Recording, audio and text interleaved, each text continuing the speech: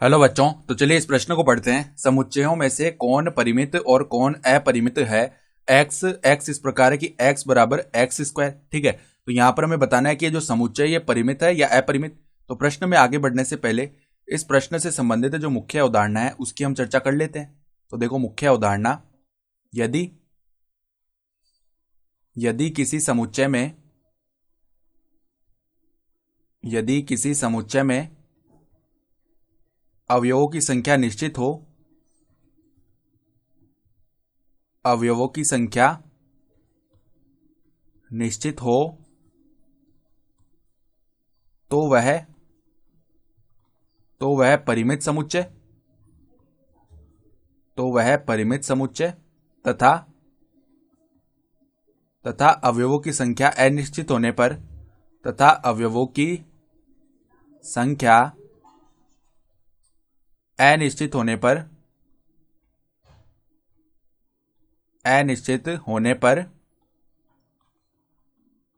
वह अपरिमित समुच्चय कहलाता है।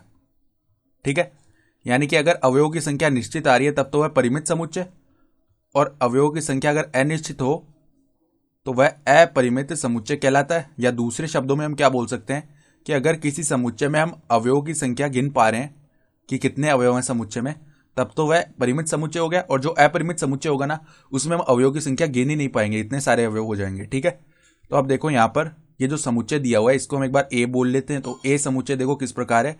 एक्स इस प्रकार है कि एक्स बराबर एक्स स्क्वायर। ठीक है, यानी कि अवयव एक्स देखो इस प्रकार लेना है कि एक्स बराबर एक्स स्क्वायर आए। तो एक्स बराबर जब एक्स स्क्वायर है तो इसको हल करते हैं तो एक्स माइनस एक्स स्क्वायर बराबर 0 हो जाएगा। यहां से अगर हम एक्स को उभयनिष्ठ लें तो 1 माइनस एक्स बराबर 0 बनेगा।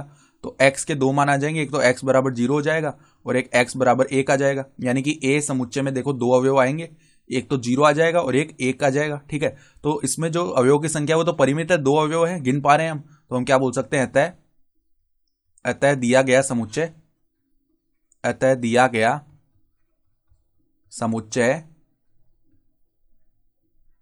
समुच्चय परिमित समुच्चय है। ठीक है, तो यही हमें सवाल में बताना था। तो हम क्या लिख सकते हैं, देखो ये दिया हुआ समुच्चय जो है वो एक परिमित समुच्चय है। तो ये हमारा उत्तर हो गया। तो आशा करता हूं कि आपको ये प्रश्न समझ में आया होगा। धन्यवाद।